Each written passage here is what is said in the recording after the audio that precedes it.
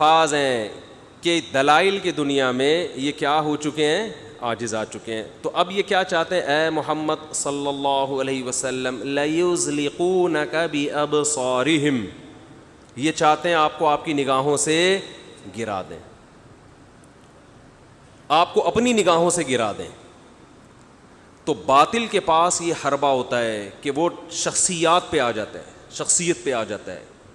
آپ دیکھیں جتنے لوگ علماء کے خلاف اس وقت جمع ہو چکے ہیں، ڈرامے بنائے جا رہے ہیں، فلمیں بنائی جا رہی ہیں، قربانی کا مذاق اڑایا جا رہا ہے، ڈراموں میں قربانی کا مذاق اڑایا جاتا ہے. کیا مطلب ہے؟ دلائل کی دنیا میں جب آپ عاجز آ گئے نا تو لوگوں کے ذہن سے ایک چیز کا احترام اور وقار آہستہ آہستہ نکالو، ختم کرو.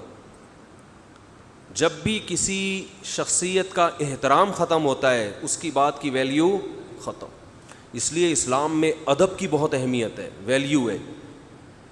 دیکھو کچھ چیزیں گوروں نے، کیونکہ نیچر کو تو وہ بھی مانتے ہیں نا کہ نیچر کا کوئی آلٹرنیٹ نہیں ہے، وہ گورے اس کو فالو کرتے ہیں، حالانکہ وہ 100% اسلام کی تعلیمات ہے. آج جو یونیورسٹیوں میں کالجز میں تربیت دی جا رہی ہے وہ کیا ہے؟ چھوٹے بڑے کا ادب اور تمیز آہستہ آہستہ ختم، کہ بھئی سب ایک جیسے ہیں تو میں اس کی بات کیوں مانوں یا میں اس کو عزت کیوں دوں. آپ دیکھو فوج کا نظام کیا ہے، ایک فوجی کو اپنے آفیسر کی بے ادبی یا گستاخی کی قطعاً اجازت نہیں ہے، بلکہ یہاں تک بھی جو ہمیں معلومات ہیں کہ اگر کوئی آفیسر اپنے ماتحت سے اپنی عزت نہیں کرا سکتا تو یہ چیز اس آفیسر کی ترقی میں بھی رکاوٹ بنتی ہے. اس کی جو ہسٹری تیار ہوتی ہے نا اس میں یہ بات بھی نوٹ ہوتی ہے کہ اس کے ماتحت اس کی عزت نہیں کرتے. یعنی یہ آپ کا کمال ہے کہ آپ نے اپنے ماتحتوں سے اپنی عزت کروانی ہے. وجہ کیا ہے؟ اگر آپ کا ماتحت آپ کی عزت نہیں کر رہا، عین ممکن ہے وہ میدان جنگ میں آپ کی اطاعت نہ کرے. وہ کسی آفیسر نے کسی عام فوجی کو کہا کہ بھئی آپ، ایک مثال دے رہا ہوں کہ یہ کوئی آرڈر دیا، وہ کہہ رہا ہے سر میں نہیں کر رہا. وہ کیا کہہ رہا ہے؟ میں نہیں کر رہا، جاؤ جو مرضی کرنا ہے اکھاڑ لو. فوج میں یہ نظام نہیں چل سکتا. یہ کیا ہے بھائی؟ Order is order. وجہ کہ آج یہ بے ادبی کر رہا ہے، کل جب جنگ چھڑے گی اور اس کو آرڈر دیا جائے گا لڑنے کے لیے، اس موقع پر اگر یہ کہہ دیا اس نے کہ میں نہیں جا رہا، تو آپ کو پتہ ہے میدان جنگ میں لمحے خطا کرتے ہیں اور صدیاں اس کی سزا پاتی ہیں. یہ جو بغداد کی خلافت کا خاتمہ ہوا ہے نا، یہ علماء کی کوے کے حلال یا حرام ہونے کی بحث کی وجہ سے نہیں ہوا. یہ بھی لوگوں نے علماء کو بدنام کرنے کے لیے ایک شوشہ چھوڑا ہوا ہے کہ بغداد میں اس پہ مفتیوں کی بحثیں ہوتی تھی کوا حلال ہے یا حرام، اور یہ مسئلے ہوتے، مناظرے ہوتے تھے. بغداد کی خلافت کا خاتمہ اس بیس پر ہوا ہے کہ ایک شخص نے جو حکومتی لیول پر بہت اوپر تک پہنچ چکا تھا، وہ غدار تھا، وہ چنگیز خان اور ہلاکو خان سے ملا ہوا تھا. اس نے بارڈر کھول دیا تھا ہلاکو چنگیز خان کو حملہ کرنے کے لیے. غداری کی اس نے مسلمانوں کے ساتھ، وہ رافضی تھا، اس نے غداری کی اور اس نے کیا کیا؟ چنگیز خان کے لیے کیا کر دیا؟ راستہ بنا دی. وہ جب راستہ کھل گیا وہ تو اس کی فوجیں، ورنہ کسی کا باپ بھی بغداد پہ قبضہ نہیں کر سکتا تھا، اتنی مسلمانوں کے اندر پاور تھی لڑنے کی. لیکن جب آرڈر ہی آ گیا اوپر سے اور راستہ کھول دیا گیا تو فوج ماتحت تو اپنے آفیسر کی کو فالو کرتے ہیں نا. تو ایک بہت پیک کے عہدے پہ پہنچا ہوا آدمی، اس نے کیا کی؟ بغاوت کی. وہ مل گیا تھا ان کے ساتھ، تو اپنے ہی راستے کھول دیتے ہیں، اپنے ہی ملتے ہیں تو بغاوتیں کامیاب ہوتی ہیں. پھر تو یہ اصل وجہ بنی تھی بغداد کی خلافت کے خاتمے کا. میدان جنگ میں لمحے خطا کرتے ہیں اور صدیاں اس کی سزا پاتی ہیں. بغداد کی خلافت میں ایک شخص کی غداری نے پوری تاریخ مسلمانوں کی الٹ کے رکھ دی، پوری تاریخ الٹ دی. تو اس لیے فوج کے اصول کیا ہے کہ بھئی ماتحت کو اپنے آفیسر کی عزت دینی پڑے گی. یہ انگریز کا بنایا ہوا قانون ہے جو ہماری آرمی میں بھی چل رہا ہے، بالکل صحیح ہے. تو یہی قانون جہاں بھی جس ملک میں بھی ہوگا نا، جس خاندان میں ہوگا کہ چھوٹا بڑوں کو عزت دے گا تو وہاں بڑوں کی اطاعت کی جائے گی. جس قوم میں لوگ اپنے پیغمبر کی عزت کرتے ہوں گے وہاں پیغمبروں کے حکم کو فالو کیا جائے گا. جہاں لوگ علماء کی عزت کرتے ہوں گے وہاں علماء کی بات کو وزن دیا جائے گا. جہاں ٹیچر کی عزت ہوگی وہاں ٹیچر کی بات کو ویلیو دی جائے گی, اس کی بات کو لوگ شوق سے سنیں گے. جہاں عزت ختم, ادب ختم, اس لیے کہتے ہیں نا بے ادب بد نصیب. جو آدمی ادب ختم ہو جائے تو پھر اس کی تربیت اور ٹریننگ اور علم کا راستہ اس کے لیے بند ہو جاتا ہے, سیکھنے کے دروازے بند ہو گئے اس کے لیے. ایک دوست تھے وہ مسٹر کراچی بنے, پرانی بات ہے, تو انہوں نے مجھے بتایا کہ میں جس ٹرینر سے ٹریننگ لیتا تھا تو میں اس کا احترام کرتا تھا, اسے عزت دیتا تھا, اور کیونکہ وہ نا ڈانٹتا بہت تھا. کہہ رہے جبکہ جو میرے ساتھی تھے نا وہ جب ٹیچر ڈانٹتا تھا تو یہ بھی آگے سے منہ بناتے تھے. تو مجھے ٹیچر نے ایک خوشخبری سنائی کہ تو بن جائے گا کچھ نہ کچھ, تو اس فیلڈ میں آگے نکلے گا, یہ نہیں بن پائیں گے. وہی ہوا. مسٹر کراچی یہ شاید پورے سندھ میں انعام جیتا یہ آدمی, اور اب ان کے پورے کراچی بلکہ میرا خیال ہے پورے ملک کے جم فری ہیں, جہاں مردی عزت دے دی اللہ نے اس فیلڈ میں. تو دنیا میں بھی یہ اصول ہے کہ آپ جس سے علم حاصل کر رہے ہو, چاہے وہ دنیا کا علم ہے, دنیا کا فن ہے, اس کو جب تک آپ عزت نہیں دو گے اللہ اس علم میں برکت نہیں دیتا. اگر وہ علم حاصل ہو بھی گیا نا تو فساد کا ذریعہ بنو گے, تعمیر کا ذریعہ نہیں بنو گے. کام نہیں لے گا اللہ, فساد کا کام ہو جائے گا آپ سے, تعمیری کام نہیں ہوگا. تو ہمارے اکابر, ہمارے اسلاف استاذوں کا بے پناہ احترام کیا کرتے تھے. صحابہ میں ہم دیکھتے ہیں, تابعین میں ہم دیکھتے ہیں, ایک حدیث لینے کے لیے نا استاذ کے دروازے پہ بیٹھ گئے, گھنٹوں گھنٹوں بیٹھے رہے کہ ہم دروازہ بجا کے استاذ کے آرام میں خلل نہیں کریں گے. جب استاذ باہر نکلے تو ان سے حدیث پوچھی. بہت ملتا ہے ایسے, ملکوں کا سفر کر کے گئے, تھکے ہارے آئے لیکن گھر کے دروازے کے باہر بیٹھ گئے, جب یہ باہر آئیں گے تو ہم ان سے پوچھیں گے اس حدیث کے بارے میں. تو یہ احترام ہمیں قرآن نے بتایا ہے. قرآن سب سے پہلے معلم تھے آپ صلی اللہ علیہ وسلم. قرآن نے کیا کہا؟ لا ترفعوا اصواتکم فوق صوت النبی. صحابہ سے قرآن نے کہا کہ اپنی آواز کو نبی کی آواز سے اونچا بولو مت کرو. کیوں؟ معلم ہیں, تمہارے ٹیچر ہیں, مربی ہیں, تو احترام کرنا ہے, آواز کو پیغمبر کی آواز سے اونچا نہیں کرنا. یہی احترام تابعین نے صحابہ کا کیا ہے. جو احترام صحابہ نے کس کا کیا؟ آپ صلی اللہ علیہ وسلم کا. یہی تابعین نے کس کا کیا؟ صحابہ کا. جو بھی ثقہ تابعی ہیں, جو بھی مشہور تابعی ہیں جن سے اللہ نے دین کا کام لیا, یہی تبع تابعین نے تابعی کا. اور یہی سلسلہ اہل حق میں آج تک چلا آ رہا ہے. آج آپ ہمارے مدارس میں ماحول دیکھ سکتے ہیں کہ ہمارے طلبہ استاذ کی آواز سے اونچی آواز نہیں کرتے, ان کی موجودگی میں اپنی رائے نہیں دیتے کہ بڑا بیٹھا ہوا ہے تو بھائی اس کو بولنے دو. اور آج کیا ہو رہا ہے, جو جتنا ٹانگڑ آ رہا ہے نا, جو جتنا بدتمیز ہے, لوگ اس کو حق پرست سمجھتے ہیں. بدتمیزی اور حق پرستی کو آپس میں کیا کر دیا ہے؟ جوڑ دیا گیا. بدتمیزی کو سمجھا جاتا ہے یہ کیا ہے؟ حق گو ہے, ڈنکے کی چوٹ پہ. جو جیسے ہے نا نوجوان جو یہ کہتے ہیں کہ مجھے جب غصہ آتا ہے تو میرا میٹر شارٹ ہو جاتا ہے, تو یہ گدھے ہونے کی علامت ہے. غصے کے وقت ہی تو پتہ چلتا ہے کہ کون اپنے میٹر پہ کنٹرول رکھتا ہے اور کس کا میٹر کیا ہو جاتا ہے, شارٹ. لیکن آج اس کو کمال سمجھتے ہیں. جو نوجوان کہے میں غصے میں پاگل ہو جاتا ہوں, کہتے ہیں واہ ہے زبردست یار, تو غصے میں تو زبردست یار, ہم تو پھر بھی ہم تو پاگل نہیں ہوتے, جو بہت بہادر ہے. تو جو برائی تھی وہ کیا بن گئی ہے؟ اچھائی. کہتے ہیں غصے آؤ رکھ کے چماٹ لگاتا ہوں میں, جب میرے کو غصہ ہے رکھ کے چماٹ لگانا کا یہ اچھا کام ہے. تو بالکل اسی طرح بدتمیز اور بے ادب کو کیا سمجھا جاتا ہے؟ اچھا. جو یونیورسٹی میں, کالج میں ٹیچر کا احترام نہ کرے, آنکھوں میں آنکھیں ڈال کے بات کرے, بدتمیزی کرے, وہ اس کو لوگ کیا سمجھ رہے ہیں؟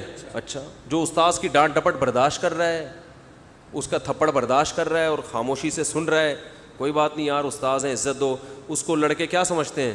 پاگل بزدل آدمی ہے. ابے تو جواب دے ان کو, تو چپ کیوں کھڑا ہوا ہے؟ تیری انسلٹ کر دی, تیری بے عزتی کر دی. بھائی عزت کسی بڑے کے سامنے اگر وہ آپ کی بے عزتی کرے اور آپ خاموش رہیں تو خدا کی قسم اس سے عزت دار لوگوں کی نظر میں آپ کی عزت بڑھتی ہے. لڑو اپنے جیسوں سے, اپنے سے چھوٹوں سے, اپنے جیسوں سے لڑو اور اپنے سے لڑو کا مطلب یہ ہے کہ اپنے چھوٹوں کی بے عزتی پر آپ کو غصہ آئے پھر لڑو. یہ مطلب نہیں کہ ان سے خام خامے جا کے لڑو. اپنے چھوٹوں کی بے عزتی پر آپ کو غصہ آئے تو سمجھ جائے, بڑے اگر کر رہے ہیں تو بھائی اللہ نے ان کو حق دیا یار, باپ ہے, ماں ہے, بھائی ہے بڑا, تھوڑی بہت سنا دی تو کیا ہے. ہم تو اللہ کا شکر ہے ہمارے گھر میں ایک ہمیں ایسا ماحول دیا گیا, بڑے ڈانٹتے رہتے تھے, ہم سنتے رہتے تھے, اچھا بھائی ٹھیک ہے جی. اور ہمارے دوستوں کے یہاں بھی ہم نے یہی دیکھا تھا. مجھے یاد ہے میرا ایک دوست بیل بجا رہا ہے اپنے گھر میں نا, گھنٹی بجا رہا ہے, گھنٹی پہ کھول نہیں رہا کوئی دروازہ, اتنے میں اس کا بڑا بھائی آیا, بولا بھونپو لے کے آ جا, چھت پہ چڑھ کے نا, مجھے اچھی طرح بھونپو لے کے آ. اتنی سنائی اس کو, اور یہ چھوٹا چپ کر کے کھڑا رہا ہے. پہلے ایسا ہی ہوتا تھا. اب اگر بڑا بھائی کہے نا بھونپو لے کے آ جا, تو یہ جواب کیا دے گا, میں بھی تو گھنٹے سے بٹن پہ ہاتھ رکھ کے کھڑا ہوا ہوں, تم لوگ کو اتنی توفیق نہیں ملتی دروازہ کھولو, الٹا مجھے ہی سنا رہے ہو. آج فوراً جواب دینا شروع, یہ نہیں دیکھے گا یار بڑا ہے بولنے دو, بڑاس نکالنے دو, چپ کر کے نکل جاؤ نا. بڑے چھوٹے کی تو تمیز کی ایسی کی تیسی ہو گئی ہے. یہ ایسا لگ رہا ہے کچھ دنوں میں نا یہ ہمارا جو کلچر بننے والا ہے نا, اللہ معاف فرمائے, سخت الفاظ استعمال کر رہا ہوں, انسانوں کے بجائے گدھے گھوڑوں کا لگے گا کہ یہ گدھے گھوڑے رہتے ہیں یہاں پہ. یعنی ایسا لگے گا ہمیں. بیٹیاں ماؤں کے سامنے زبان چلا رہی ہیں, ماں کچھ سخت لفظ بولتی ہے, بیٹی فوراً کیا کرتی ہے آگے سے رپلائی. چپ رہنا آتا ہی نہیں ہے کہ یار خاموشی بھی کوئی چیز ہوتی ہے. شوہر بیوی کو ڈانٹے, فوراً جواب میں رپلائی آئے گا. چلو یار اس کو غصہ آئے تم تھوڑی دیر کے لیے چپ ہو جاؤ, فوراً اینٹ کا جواب کس سے ملتا ہے, پتھر سے. تو ہر جگہ یہی مارکیٹ میں ایک فیشن ہے, ٹھیک ہے نا, چل رہا ہے. تو قرآن کیا کہہ رہا ہے کہ یہ لوگ چاہتے ہیں محمد صلی اللہ علیہ وسلم آپ کو نظروں سے گرا دیں, ویلیو ختم کر دیں. قرآن کیا کہہ رہا ہے کہ اتنا ادب کرنا ہے تم نے محمد صلی اللہ علیہ وسلم کا کہ اپنی آواز آپ کی آواز سے اونچی نہیں کرنی. تو ادب میں ایک یہ چیز پتہ چلی, بڑوں کی محفل میں آپ اونچی آواز سے بات نہ کریں. اپنے ٹیچر کے سامنے پست آواز, اپنے باپ کے سامنے پست آواز, بڑے بھائی کے سامنے پست آواز, بڑی بہن کے سامنے پست آواز, ماں کے سامنے بولو پست آواز, بیوی اپنے شوہر کے سامنے اونچی آواز. خواتین غصہ کرتی ہیں ہمیں کیوں ہے اتنی ایسی اتنی تمیز ومیز. تو اور کیا قرآن نے ادب سکھایا, یہ تو کہہ رہے ہیں نا یہ آپ کو نظروں سے گرانا چاہتے ہیں. قرآن کیا کہہ رہے ہیں, ہم صحابہ کی نظروں میں آپ کو اٹھانا چاہتے ہیں. ایک اور احترام یہ سکھایا کہ سوال پوچھنے سے پہلے 100 دفعہ سوچو کہ یہ بے موقع سوال نہ ہو جائے, ٹائم ویسٹ نہ ہو. یہ جو ہے نا جو چاہو پوچھو, جو چاہے پوچھو, جو بھی آ کے اوٹ پٹانگ بیکار قسم کے سوال پوچھ رہا ہے, یہ بھی بے ادبی ہے. صحابہ کرام نبی صلی اللہ علیہ وسلم سے سوال پوچھنے سے پہلے بہت دفعہ سوچتے تھے کہ ایسا تو نہیں کہ آپ صلی اللہ علیہ وسلم غضبناک نہ ہو جائیں اس سوال پر کہ یہ فضول سوال کیوں پوچھا, کیونکہ بعض سوالوں پہ آپ صلی اللہ علیہ وسلم غضبناک ہوئے ہیں. ایک مرتبہ صحیح حدیث ہے, آپ صلی اللہ علیہ وسلم نے فرمایا کہ ہر مسلمان پر بیت اللہ کا حج فرض ہے. ایک صحابی نے عرض کیا یا رسول اللہ, ہر سال فرض ہے یا زندگی میں ایک دفعہ؟ آپ صلی اللہ علیہ وسلم کا چہرہ غصے سے سرخ ہو گیا. فرمایا انما اذا امرتکم بشیء فاتقوا اللہ ما استطعتم, جب میں کسی بات کا حکم دوں تو جتنی اللہ نے استطاعت دی اس کے مطابق عمل کرو. اور فرمایا تم سے پہلی امتیں سوالات کی کثرت کی وجہ سے ہلاک ہوئی ہیں. ہر سال کون کر سکتا ہے حج, یہ تو پاسبل ہی نہیں ہے نا. پھر فرمایا اگر میں کہہ دیتا کہ ہر سال تو تم پر کیا ہو جاتا, ہر سال فرض ہو جاتا. اس کو فقہا نے ایک دوسرے انداز میں بیان کیا ہے کہ جب بھی کسی کو کوئی آرڈر دیا جاتا ہے نا تو اس سے مراد ایک بار ہی ہوتا ہے. مثال کے طور پر میں آپ سے کہتا ہوں پانی لے کر آؤ, تو مطلب کیا ہے, بار بار تھوڑی, بس ایک بار لاؤ گے تو آرڈر کیا ہو جائے گا, ختم. دوبارہ کہنے کے لیے مجھے دوبارہ آرڈر دینا پڑے گا. تو جب قرآن نے یا نبی نے کہا کہ حج کرنا فرض ہے, اس کا ویسے ہی مطلب کیا ہے, ایک ہی مرتبہ فرض ہے. نمازیں تو 5 مرتبہ خود نبی نے بتا دی نا کہ دن میں, ورنہ نماز کا اگر آرڈر دیتے تو وہ بھی زندگی میں ایک دفعہ ہوتی, لیکن وہ تو اپنے عمل سے بتا دیا کہ نہیں روزانہ 5 دفعہ پڑھنی ہے. تو صحابہ دیکھ چکے تھے کہ آپ صلی اللہ علیہ وسلم ہر سوال پہ خوش نہیں ہوتے, غضبناک بھی ہوتے ہیں. تو اس لیے صحابہ خوفزدہ ہوتے تھے. ایک اور مشہور حدیث ہے بخاری مسلم کی, حضرت عمر رضی اللہ تعالیٰ عنہ فرماتے ہیں کہ ہم رسول اللہ صلی اللہ علیہ وسلم کی محفل میں بیٹھے ہوئے تھے. یہ میں اس لیے اتنی ڈیٹیل بتا رہا ہوں کہ ابا سے بھی سب کچھ پوچھ لیتے ہیں, اماں سے بھی اماں کو غصہ آتا ہے مجھ سے یہ کیوں پوچھ رہے ہو؟ وہ لوگ کہتے ہیں ہم نے پوچھا ہے نا. ہر بات ہر ایک سے پوچھنے کی نہیں ہوتی. ابا سے پوچھ رہے ہیں دوسری شادی کب کر رہے ہو آپ اماں کے سامنے. ابا کہے گا تو مجھے مروائے گا. ابا آپ کو غصہ کیوں آ رہا ہے؟ تو پھر کیا خوشی ہوگی اس کو؟ بھائی تو چھپڑ میں پوچھ لیتا, کنارے پہ جا کے پوچھ لیتا. اماں سے پوچھ رہے ہیں, اماں ابا کا ارادہ تو نہیں ہے کہیں, تو اس پہ ابا کو بھی غصہ آئے گا, اماں کو بھی غصہ آئے گا. تو کیسی باتیں کر رہے ہیں ہم. وہ ایک ساس تھی نا, اس کی بہو خاموش مزاج, شادی ہو کے آئی, کچھ بولتی نہیں تھی. تو ساس نے بہو سے کہا بیٹا کچھ بولا کر, بہویں بولتی ہنستی بولتی اچھی لگتی ہیں, گھر کی رونق ہوتی, چپ کر کے بیٹھی رہتی ہے, کچھ تو پوچھا کر, کچھ سوال پوچھ لے, کچھ بات کر لے. اس نے کہا چلو کل پوچھوں گی. 24 گھنٹے سوچتی رہی کیا پوچھوں. اگلے دن آ کے پوچھتی ہے کہ اگر تیرا بیٹا مر گیا تو بھی تو مجھے اسی طرح عزت دے گی؟ اس نے کہا تو چپ ہی رہا کر, تو سوال پوچھا, سوال شروع کہاں سے کیا؟ بیٹے کو مارنے سے. یہ بول میں مر گئی تو تیرے بیٹے کا کیا ہوگا؟ تو ہر حق بات پوچھنے کی نہیں ہوتی. عملی زندگی سے اس کا تعلق ہے, موقع ہے, سامنے والے کا موڈ دیکھو. میرے ساتھ جتنے لوگ اٹھتے بیٹھتے ہیں, میں اپنی تعریف نہیں کر رہا, وہ یہ کہتے ہیں کہ آپ خوش مزاج ہو. میرے دوست احباب بھی, حتیٰ کہ جامعۃ الرشید میں پڑھتا ہوں, میرے ساتھ اٹھنے بیٹھنے والے اساتذہ, وہ مجھے محفلوں میں بلاتے ہیں, یار بیٹھو یار. مشہور ہے میرے بارے میں کہ حقیقت تو اللہ ہی جانتا ہے, مشہور یہی ہے کہ میں کیا ہوں, خوش مزاج. مشہور ہے کہ بھائی گپ شپ والا آدمی ہے, ہنسی مذاق والا آدمی ہے, چہرے پہ مکھی نہیں بٹھا کے, مشہور یہ ہے. آپ تحقیق کر لیں دوست, آپ سے پوچھ لیں. لیکن اس کے باوجود بعض لوگ اتنا تنگ کرتے ہیں کہ میٹر گھوم جاتا ہے. ابھی کچھ دن پہلے میں بیٹھا ہوا ہوں, میں بہت نا ٹینشن میں کسی کام میں لگا ہوا ہوں, تو تحقیق کر رہا ہوں. دیکھ بھی رہے ہیں کہ مفتی صاحب بہت سخت مصروف ہے, ایک بندہ سر پہ چڑھ گیا, مفتی صاحب یہ اس مسئلے کا جواب دیں. میں نے کہا یار ابھی میں دیکھ رہے ہوں, میرا دماغ کہیں اور لگا ہوا ہے. وہ بہت حساس نوعیت کا مسئلہ تھا, مجھے یاد بھی نہیں.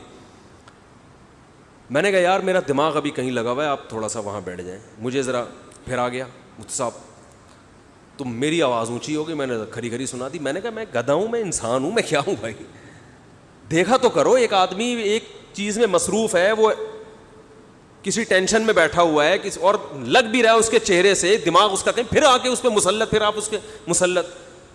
تو میں نے ان کو سنا دی. سنانے کے بعد پھر وہ کہ نہیں 2 منٹ کی بات, نہیں 2 منٹ کی بات. میں نے کہا یار اب تیسری دفعہ سناؤں گا اپنے اخلاق ہی خراب ہوں گے. میں وہاں سے اٹھ کے چلا گیا. پھر جب میرا غصہ ٹھنڈا ہوا تو پھر میں نے بندے سے کہا بلاؤ یار, یہ پھر جا کے بولیں گے مفتی طارق مسعود صاحب کے اخلاق کیا ہیں, خراب ہیں, بدتمیز ہیں, ڈانٹتے ہیں, کہیں بلاؤ یار, سوری موری کرتے ہیں. پتہ نہیں وہ مارکیٹ سے شارٹ ہو گیا, تو سن رہا ہو تو سوری. ٹھیک. امام شافعی فرماتے ہیں من اغضب فلم یغضب فہو حمار, کہ جس کو غصہ دلایا جائے نا, ایک حد تک کنٹرول کرتا ہے انسان غصے پہ. فرمایا پھر بھی اس کو غصہ آنا ہے نا, وہ گدھا ہے. گدھے کو جتنا لوڈ ڈال دو غصہ نہیں کرتا. بن حرکتیں تو گدھے والی کر رہا ہے. تو حضرت عمر, میں وہ واقعہ سنا رہا تھا حضرت عمر رضی اللہ تعالیٰ عنہ کا. تو پہلے میں یہ بتا دوں کہ گھروں میں بھی سوال پوچھنے سے پہلے سوچنا چاہیے کہ حضرت جو بھی بڑے ہیں, آپ کے ابا ہیں, چاچا ہیں, ماما ہیں, خالو ہیں, جو بھی ہیں, کہ یار ایسا نہ ہو ان کو برا لگ جائے. تو 10 دفعہ انسان سوچے پوچھنے سے پہلے کہ یہ پوچھنے کی بات ہے بھی یا نہیں ہے. ایسا نہ یہ اپنی بے عزتی محسوس کریں اس میں. تو حضرت عمر رضی اللہ تعالیٰ عنہ حدیث کے راوی ہیں, مشہور حدیث جس کو حدیث جبریل کہا جاتا ہے, کہ آپ صلی اللہ علیہ وسلم کی محفل میں ایک شخص آیا, اور کیا تھا, شدید بیاض الثیاب, انتہائی سفید کپڑے اس شخص نے پہنے ہوئے, شدید سواد الشعر, انتہائی سیاہ بال, لا یرا علیہ اثر السفر ولا یعرفہ منا احد. کتنی عجیب بات ہے, کہہ رہے ہم میں سے کوئی اسے جانتا بھی نہیں تھا, لیکن اس پہ سفر کے کوئی آثار تھے بھی نہیں. تو بہت عجیب سی بات ہے یا نہیں ہے, کہ ایک بندے کے اتنے سفید کپڑے, جبکہ وہ اس محلے کا بھی, کیونکہ پہلے تو اونٹوں پہ پیدل آتے تھے نا, تو بھائی میلے کپڑے ہوتے ہیں, ہم کہتے ہیں پتہ نہیں کہیں سے کہاں سے آیا ہوگا, مصر سے آیا ہوگا, شام سے آیا ہوگا, کہیں سے آیا ہوگا. وہ لوگ تو سب ایک دوسرے کو جانتے تھے جیسے گاؤں میں جانتے, صدیوں سے اکٹھے رہ رہے ہیں, لیکن کپڑوں کی سفیدی سے لگ رہا ہے بھائی مقامی آدمی ابھی نہا دھو کے آیا ہے, مگر ہم میں کوئی اس کو جانتا نہیں ہے. اور ایسا جوان کہ اس کے انتہائی سے احبال, اور نبی سے اتنی بے تکلفی کا اظہار جیسے کوئی پرانا دوست ہو. حتی اسند رکبتیہ الی رکبتیہ ووضع کفیہ علی فخذیہ, اپنے گھٹنے نبی کے گھٹنوں کے ساتھ ملا دیے, ایسے دو زانوں چپک کے بیٹھ گیا, اور اپنے ہاتھ اپنی یا نبی کی ران مبارک پہ رکھ دیے. تو کتنا عجیب منظر ہے. لیکن حضرت عمر فرماتے ہیں ہم میں یہ گویا حدیث کا مفہوم ہے کہ ہم میں ہمت نہیں ہوئی کہ نبی سے پوچھے کہ یہ کون ہے. بھائی دیکھ رہے ہیں بس جو بھی منظر ہے دیکھتے رہو, ہو کیا رہا ہے بھائی. نبی جب نہ اس کو ڈانٹ رہے ہیں نہ اسے کچھ کہہ رہے ہیں, ہوگا کچھ ہمیں نہیں پتا. اور پھر آگے کیا فرماتے ہیں کہ نبی سے سوال پوچھا, یا محمد اخبرنی عن الاسلام, آپ مجھے بتاؤ اسلام کیا ہے. تو آپ صلی اللہ علیہ وسلم نے بتانا شروع کیا, الاسلام ان تشہد ان لا الہ الا اللہ وان محمد رسول اللہ. سب صحابہ بیٹھے ہوئے ہیں, سب یہ منظر دیکھ رہے ہیں, مگر کسی کی ہمت نہیں ہے کہ وہ نبی کی مجلس میں پوچھ لیں. بھئی چپ کر کے دیکھتے رہو کیا ہو رہا ہے. ہم ہوتے 20 دفعہ ہم درمیان میں پہلے اس کو گریبان سے پکڑ کے باہر نکالتے ہیں, تو ہے کون, کس سے پوچھ کے آیا ہے, اور تو پہلے بتا تو تیرے کپڑوں پہ نہ کوئی اثر ہے, جن تو نہیں ہے کہیں. بھائی دیکھ رہے ہیں کہ جب نبی کچھ نہیں کہہ رہے تو سب سے زیادہ اعتراض کس کو ہونا چاہیے تھا, نبی کو. تو نبی ہم سے زیادہ جانتے ہیں, تو جب وہ خاموش ہے تو ہم بھی کیا کریں, چپ کر کے بیٹھے رہیں, آرام سے خاموشی سے بیٹھے رہیں. اور پھر کتنا عجیب منظر کہ گھٹنے نبی کے گھٹنوں مبارک کے ساتھ ملا کے پوچھ رہے ہیں کہ اخبرنی عن الاسلام, آپ بتاؤ مجھے اسلام کیا ہے. تو آپ نے فرمایا اسلام یہ ہے کہ گواہی دو کہ اللہ کے سوا کوئی عبادت کے لائق نہیں, اور محمد صلی اللہ علیہ وسلم اللہ کے بندے اور رسول ہیں. وَتُقِيمَ الصَّلَاةَ وَتُؤْتِيَ الزَّكَاةَ وَتَصُومَ رَمَضَانَ وَتَحُجَّ الْبَيْتَ إِنِ اسْتَطَعْتَ إِلَيْهِ سَبِيلًا. رمضان زکوٰۃ دو, رمضان کے روز نماز قائم کرو, زکوٰۃ دو, رمضان کے روزے, اور استطاعت ہے تو حج کرو.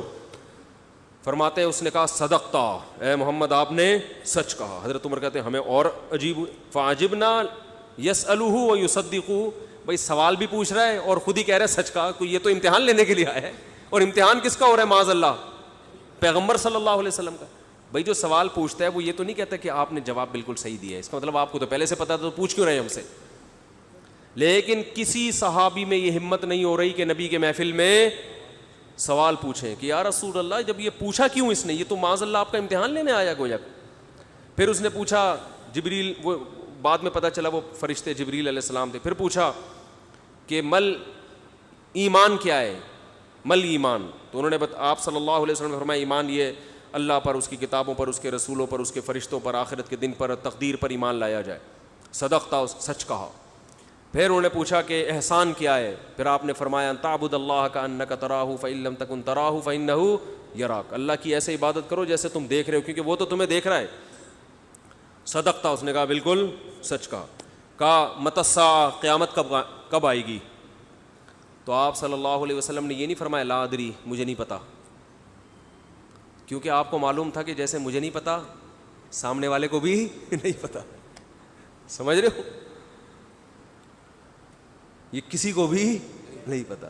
تو یہاں آپ نے جواب میں یہ نہیں کہا مجھے معلوم نہیں ہے, بلکہ آپ نے بتا دیا کہ جیسے تمہیں معلوم نہیں ہے, یہاں تم صدقہ نہیں کہہ سکتے, جیسے مجھے معلوم نہیں ہے تمہیں بھی. اس لیے آپ نے فرمایا مل مسئول عنہا باعلم من السائل. عربی بڑی خاندانی زبان ہے, خدا کی قسم. عربی جو ہے نا بڑی پیاری زبان ہے, کسی کو صحیح آتی ہو تو عربی کی بلاغت کا عربی میں ہی مزہ ہے. مل مسئول عنہا باعلم من السائل, جس سے پوچھا جا رہا ہے وہ پوچھنے والے سے زیادہ نہیں جانتا. جس سے پوچھا جا رہا ہے وہ پوچھنے والے سے زیادہ نہیں جانتا. قرآن کی بعض آیتیں ایسی وجد والی ہیں نا کہ مزہ آتا ہے ان کو پڑھنے میں. جو موسیٰ علیہ السلام کو اللہ نے کہا تھا نا قلنا لا تخف انک انت الاعلی, اس کا اردو میں ترجمہ نہیں بنتا. موسیٰ علیہ السلام کے سامنے جب جادوگر تھے نا تو جادوگروں نے ہزاروں لاٹھیاں پھینکی, سانپ بن کے حضرت موسیٰ کی طرف دوڑنے لگیں. قرآن کہہ رہے فَأَوْجَسَ فِي نَفْسِهِ خِيفَةً مُوسیٰ, موسیٰ نے دل میں کیا محسوس کیا؟ خوف. دیکھو قرآن کے الفاظ یہ نہیں ہے کہ موسیٰ گھبرانے لگے, کیونکہ اگر گھبرانے لگتے نا دشمن پہ روب ختم ہو جاتا, دشمن کہتا ہار گئے. قرآن دل کی کیفیت بیان کر رہا ہے. موسیٰ نے گویا اپنے ظاہر پہ کنٹرول کیا ہوا تھا, سمجھ رہے, ظاہر پہ کیا کیا ہوا تھا حضرت موسیٰ علیہ السلام نے, کنٹرول کے مجھے بالکل گھبراہٹ نہیں ہے, لیکن قرآن دل کی کیفیت بیان کر رہا ہے, دل میں کیا تھا؟ خوف. یہ بلاغت ہے. فَأَوْجَسَ فِي نَفْسِهِ, خَافَ موسیٰ نہیں ہے, موسیٰ خوفزدہ ہو گئے. اس لیے ہم کہتے ہیں نا فلاں خوفزدہ ہو گیا, تو اس سے یہ متبادر ہوتا ہے کہ یعنی دیکھنے میں ایسا لگ رہا تھا کیا ہو گیا, اس خوف کے آثار دل سے کہاں آئے؟ جسم پہ. حضرت موسیٰ نے اپنے اوپر کنٹرول کیا کہ یہ اتنا بڑا مقابلہ ہو رہا ہے اسلام اور کفر کا, ایمان اور کفر کا, کہ اگر میں گھبرانے لگا نا ان کے سامنے تو یہ ان سے ان کا مرال کیا ہو جائے گا؟ بلند. تو قرآن کہہ رہا ہے اوپر سے تو بڑے کانفیڈنس کے ساتھ, لیکن دل کی کیفیت کون جانتا ہے؟ اللہ. فَأَوْجَسَ فِي نَفْسِهِ, قرآن کہہ رہا ہے دل کے اندر موسیٰ کو خوف محسوس ہوا. قُلْنَا, ہم نے کہا, ہم نے کیا کہا؟ دل کے اندر وحی کی اللہ نے بھی. دل گھبرا رہا ہے تو دل میں وحی کی, لا تخف, اے موسیٰ خوف مت کر, انکا انت الاعلی, آج کے دن تو ہی غالب ہوگا. یہ نہیں کہا انکا الاعلی, نا نا نا نا نا نا, انکا الاعلی نہیں کہ تو غالب ہوگا. انکا, دیکھو انکا معنی بھی وہی ہے جو انکا انتا ہے, کا مطلب بھی تو, انتا کا معنی بھی تو. تو جب ایک دفعہ کا کہہ دیا تو دوبارہ انتا کہنے کی کیا ضرورت ہے بھائی؟ ابے چھوڑو یار, رہنے تو, تم لوگ کو بہت مشکل ہے بات سمجھانا. جو مجھے مزہ آ رہا ہے نا اس آیت میں وہ آپ سوچ بھی نہیں سکتے. قرآن یہ نہیں کہہ رہا انک الاعلی کہ تو کیا ہو جائے گا, تو ہی برتر ہوگا, تو ہی غالب ہوگا. انکا انتا, یہ تاکید کے لیے, اے موسیٰ تو, صرف تو, ٹھیک ہے نا, اکیلا. الاعلی, اور اعلی بھی نہیں ہے, اصولی طور پر خبر پر الف لام داخل نہیں ہوتا. گرامر کے لحاظ سے اصولی طور پر انکا انتا اعلی ہونا چاہیے, یا انکا, سوری انتا نہیں, انکا اعلی. مبتدا معرفہ ہوتا ہے, خبر کیا ہوتی ہے؟ نکرہ. سمجھتے نہیں ہو بات کو, جب پڑھو گے نہیں رات کو تو سمجھو گے نہیں بات کو. انکا اعلی ہونا چاہیے, اے موسیٰ تو غالب آ جائے گا, یہ مطلب ہوگا سیدھا سیدھا ترجمہ اس. اللہ نے اعلی پہ الف لام لگا دیا. الف لام جب لگتا ہے نا کسی, تو وہ کسی اسپیسیفک چیز کو کہتے ہیں. جیسے کتاب کا مطلب کوئی بھی کتاب, الکتاب کا مطلب کوئی اسپیسیفک, کوئی خاص کتاب. آپ جب کہتے ہیں بندہ آیا ہے, بچے گھر میں آ کے بتا رہے ہوتے ہیں پنجاب میں بندہ آیا ہے, کراچی میں کہتے ہیں آدمی آیا ہے کوئی. یہ بندہ کا لفظ پنجاب سے امپورٹ ہوا ہے. کراچی میں لوگ کہتے تھے کوئی انسان آیا ہے, کوئی آدمی آیا ہے, تو پنجاب میں کیا کہتے ہیں اس کو؟ بندہ آیا ہے. اچھا شگون کے انسان کا بچہ بن جائے, وہ بندہ بن جائے, ٹھیک ہے نا. تو ہم جب کہتے ہیں کوئی بندہ آیا ہے, یہ ایک بندہ آیا ہے, تو وہ ان نون ہوتا ہے. اکثر ابو کو بتا رہے ہوتے ہیں ابو ایک انکل آئے ہیں, اس کا مطلب کیا ہوتا ہے؟ کوئی ہے. لیکن اگر ایسا بندہ آیا ہو جس کا آپ کو پتا ہو, یعنی پہلے آ چکا ہو اور آپ اس کے انتظار کر رہے ہو, وہ اسپیسیفک وہ بندہ آ چکا ہو, تو عربی میں کہیں گے البندہ. بندہ عربی کا لفظ نہیں, لیکن میں سمجھانے کے لیے, جاء رجل یو سڑے راغلے, یو سڑے کہیں گے نا, یو سڑے راغلے, موقع دے کے بھاگ لے. ایک بندہ آیا ہے, جاء الرجل, تو اس کا مطلب وہ ایک مخصوص بندہ ہے جس کا پہلے سے آپ کی کھوپڑی میں تصور ہے. تو قرآن کہہ رہا ہے انکا انت الاعلی. الاعلی کا مطلب کہ جب مقابلہ ہو رہا ہے نا, تو جو شخص برتر آنے والا ہے, لوگوں کے ذہن میں گویا کہ اس کا ایک تصور ہے کہ ایک نہ ایک جیتے گا, تو وہ جو جیتنے والا مخصوص شخص ہے, آپ کے علاوہ کوئی بھی نہیں ہے وہ, اور صرف آپ ہی ہو. الاعلی کون ہے آج؟ الاعلی, اعلی نہیں بلکہ الاعلی کون ہے؟ پورا ترجمہ ہو نہیں سکتا اس کا. وہ کون ہے؟